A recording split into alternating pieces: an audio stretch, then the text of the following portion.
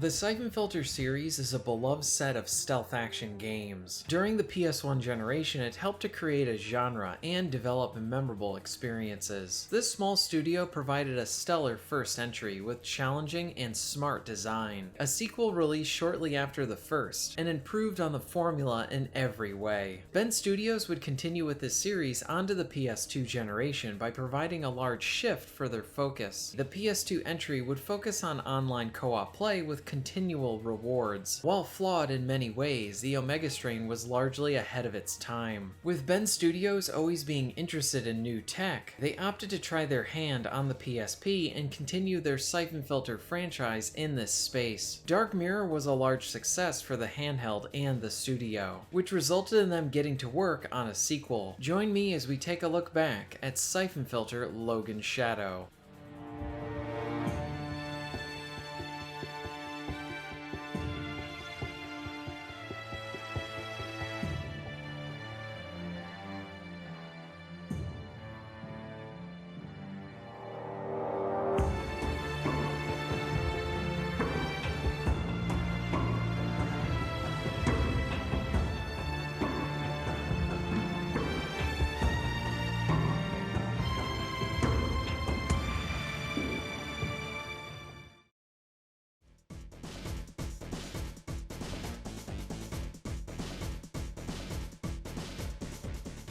When the PSP was first announced, it attracted the attention of Bend Studios as they loved the potential in this device. This would be the first time that Sony would be entering the handheld space, and Bend wanted to be part of it. As such, this led to these developers to bring their beloved Syphon Filter series into the mobile space. Bend had the goal of creating a console-quality experience that could be played in the palm of your hand. Syphon Filter Dark Mirror was a success for the studio, and this led to them making another entry for the PSP. Logan Shadow would feature a similar moveset as Dark Mirror, along with some additions. For one, the player could now blind fire while in cover. The goal wasn't to just provide another option in combat, but also allow the player to use this move to help tackle their enemies. For example, using blind fire would result in the enemy AI taking cover, allowing the player to then line up a shot or move to a better position. Another new move that would be added that would work in conjunction with this would be the ability to take a human shield. Players can now grab an enemy and use them as a form of protection. As part of this, the developers want to improve the AI from Dark Mirror. The AI could use the same cover system as the player, in many cases try and flank them and generally react to the player's actions. QuickTime events would be added to the experience to allow for the player to conduct more cinematic-like situations. Along with this, there would be situations in the campaign where if the player fails the QuickTime event, the level will then proceed in a different location. The biggest addition would be the inclusion of the water levels. The goal was to provide a completely different space for the player to deploy more direct or stealth options. Players could still use normal weapons underwater, but they would be a lot less effective. The developers made weapons exclusive to these sequences like the bolt and spear guns. John Garvin was always the lead writer for the series, and for this new entry, comic and novel writer Greg Rucka would work with John on the narrative. When it came to the narrative, the developers wanted to continue having an interesting story, where Gabe stops a group of terrorists while also mixing in engaging character drama. The story would start out similar to Dark Mirror, in that it would be a typical mission that ends up taking some twists. At the same time, Logan Shadow would present this potentially interesting dynamic of Leon, and where her loyalties lie in this entry. The writers wanted to present two different plot threads that would interconnect and create a fresh yet interesting story. They wanted to be more about Gabe and his relationships and the drama that can come from it. Logan Shadow would not be a situation of reinventing the gameplay from the ground up, but rather taking what worked in Dark Mirror and adding onto it to make the gameplay richer for the player. In October 2007, Syphon Filter Logan Shadow would be released to the world.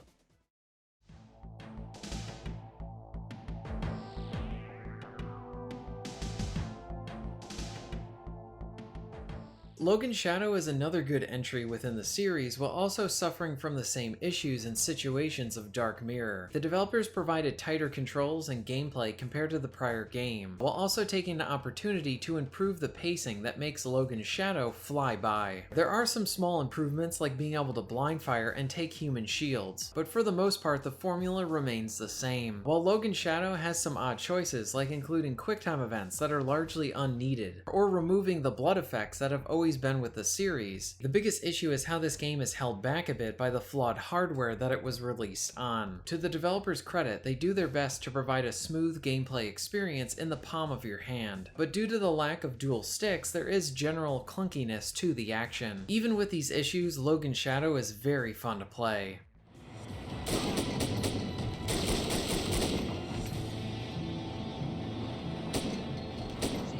I'm picking up something. A distress signal. From the ship? No! Special Ops, Code Blue. Sounds like they're in trouble. What the hell is Special Ops doing here? Teresa! Surprise. Logan Shadow operates very similar to Dark Mirror. The player can take cover behind most walls and waist-high pieces of cover. Where the cover was a bit finicky in Dark Mirror, it feels smoother and snappier here. It is important to note that the gameplay here feels more oriented for stop-and-pop play, with the inclusion of the cover system and the absence of being able to roll. Most of the action is centered around the shooting, and it's really fun to engage in the many shootouts. You can now opt to blind fire while in cover, and this can help you hit some of the enemies that are close up to you. Or in many situations, blind firing will cause the enemies to seek cover. This will allow you to set up a follow-up shot or get to a new cover position. When it comes to the aiming, you can opt to use a form of free aim, over-the-shoulder aim, and a lock-on system. I personally like to use a combination of the free aim with the lock-on. The lock-on really helps you be quicker in the fights, and this is very helpful and useful considering the PSP only has one analog stick. The free aim is done with the face buttons, and while very clunky, the dumb enemy AI helps to make all of these systems work well together for this portable game. Many of the fun gadgets and toys return from Dark Mirror. You have your sniper rifle that comes with different ammo types like explosive rounds or gas, along with the goggles that help you find your objectives or see in dark places. The shooting gameplay is very enjoyable with decent sound effects and impact to your hits. The shotguns provide more pushback than they did in Dark Mirror, but many enemies will not react to getting hit until they've taken enough damage to die. This can make it hard to know if you are actually hitting the enemies. Logan Shadow is packed with many weapons, from pistols to SMGs, shotguns, and many more. Many of the weapons can have their fire rate changed on the fly, allowing for some minor forms of player expression with each of the guns. Overall, the controls are pretty good considering the platform it was released on, and the action is enjoyable.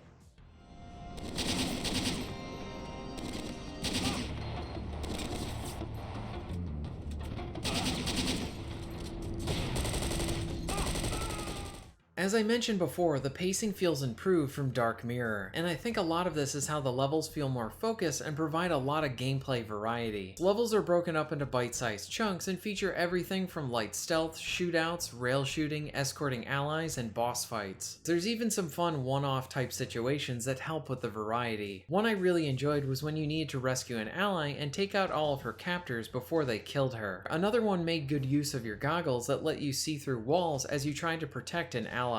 Boss fights make a return, but just like with Dark Mirror, do not expect to have encounters on the same level as the earlier entries. The fights here are much more straightforward and provide a nice piece of action rather than problem solving. The new gameplay element in the game are the underwater and swimming sections. I did like some of the fun spear-like weapons that you could use, but overall I did not enjoy the underwater sections. I do want to commend the developers for trying to add in something different, but it didn't work for me. I found many of these situations either boring or frustrating.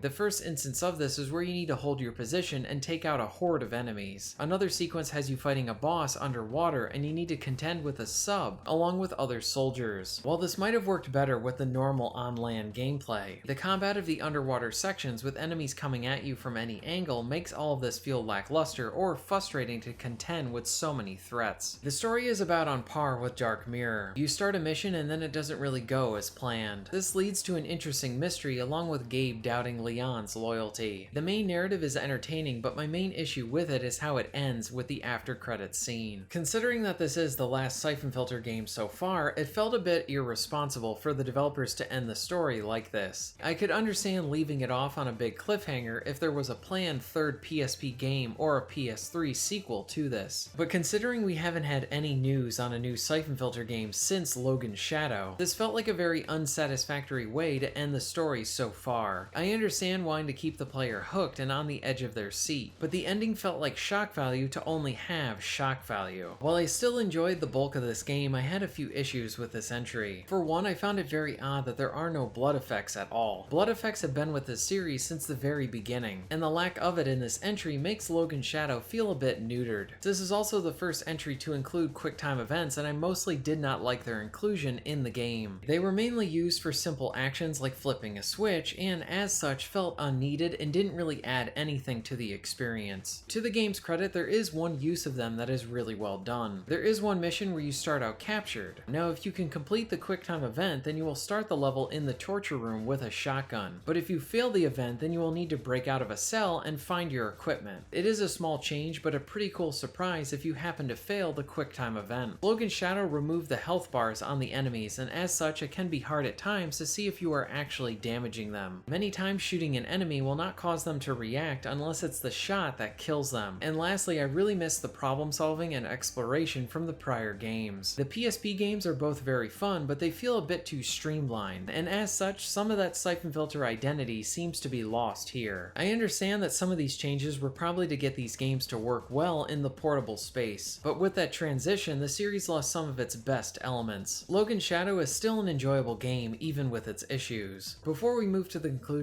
I need to mention the soundtrack. There are many tracks that are really good in this entry, and it generally feels improved over the tracks provided in Dark Mirror. Here are a few tracks from the game.